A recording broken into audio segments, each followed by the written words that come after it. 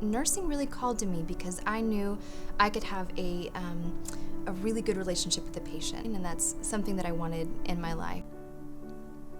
When looking around at programs, I did my homework. UT Health Science Center reputation was stellar. If you look at some of our faculty members, I mean, their accolades are so impressive. And those are people that I wanted to surround myself with. Those are people that I wanted to be in contact with and to learn from. If I was going to do this, if I was going to become a nurse, I wanted it to be amongst the very best. Immediately, I just felt that they cared about me, they cared about my educational goals, they wanted to see me succeed, and they were going to help me get to where I needed to be. The faculty want to make this community a better place, and they're investing their time in the students in order to get that return, and it's inspiring, it really is. From day one, they walked us down to the simulation center, and I was so impressed. They have so many mannequins. These guys they're state of the art. We're given simulation settings where professors will actually mimic a sick patient. They get as close to the real thing as possible. We're able to auscultate breath sounds and heart sounds. We're able to start IVs, insert Foley catheters. We're able to do everything. We're able to see when the baby's lips turn blue. And so you get as comfortable as possible before you begin your hospital clinical. I see patients every single day, and they're so scared and they're so nervous and they have so many questions. And who's there to answer that? Who's there with them every single minute? And that's the nurse. And it's a very powerful role that we play.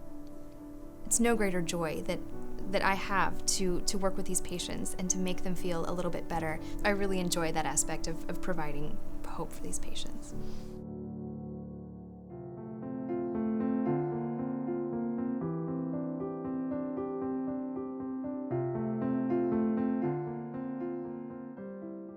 The Barshop Institute is a group of researchers that have a precise focus on finding out what are the mechanisms that drive aging. Because the more we know about how things work, the more empowered we are to intervene when things go wrong.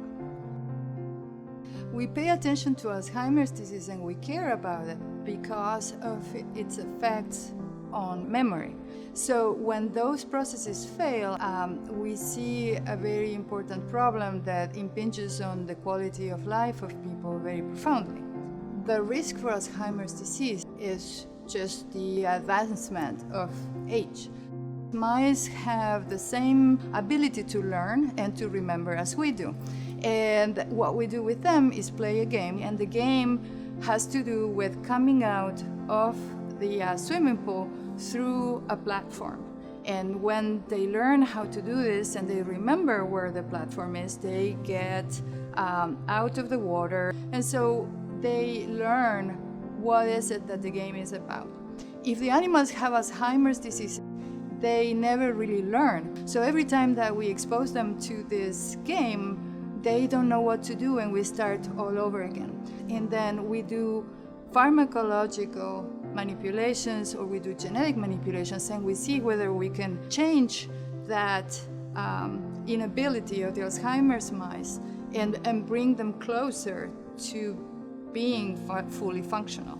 We can directly apply this to human care because the Barshop has a clinical arm that is very, very strong and that enables us basic researchers to directly interact with the clinicians. And this is really exceptionally powerful.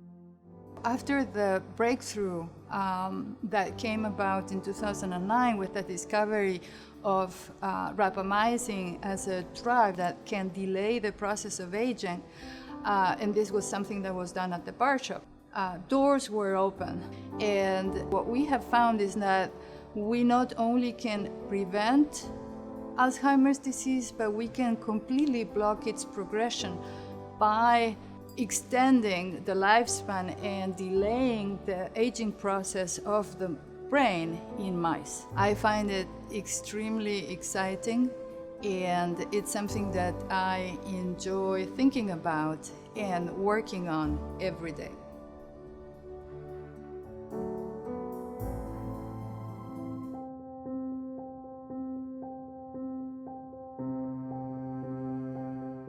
Stevie is our daughter. We went to the emergency room after she had fallen. They immediately knew there was something wrong because she didn't have any blood, really, red, white platelets. And so because we have a relationship with the Health Science Center, we rushed her over, and that's where the treatment really started. Leukemia treatment, it's a marathon. Things are going to go up and down. One of the oncologists looking at me, and he could tell that I was really in a bad place. And he looked at me, and he looked me straight in the eye and said, "You don't need to be scared until I'm scared." They made us feel confidence at our weakest moments, and we didn't doubt their abilities in doing it and doing it successfully. I knew early on the way the interns and the doctors and the nurses handled everything, that they really loved my daughter. Dr. Siguroa to Dr. Henrich to Dr. Mays, I think that they have instilled a culture up and down where they really care about the child, and they treat the child as if it's their child. In one of Stephanie's routine clinic visits, they discovered that she had a hole in her heart, atrial septal defect, which was something she's had since birth. It was unrelated to the cancer. They caught it, by monitoring her in the survival part of the protocol. We were concerned, and we didn't know what to do or where to go, but again, we were diagnosed by UT Health Science Center cardiologist, and she introduced us to the surgeon. And we were scared to death again, but again, Dr. Calhoun, Dr. Hussein, all of the nurses, they were just very comforting throughout the whole process. We discussed options. One of the options was closure with an atrial septal defect device, and the other option was surgical intervention. And because of that, our whole team became involved and coordinated this procedure so that we would have surgical backup if needed that day. Stephanie came to the cardiac cath lab at University Hospital. Dr. Curzon was able to close her atrial septal defect.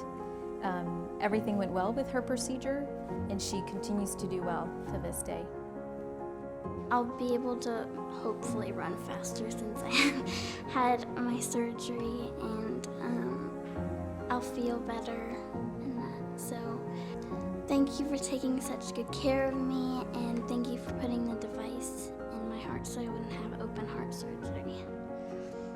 One of the greatest things about working at UT Kids is our attitude of teamwork.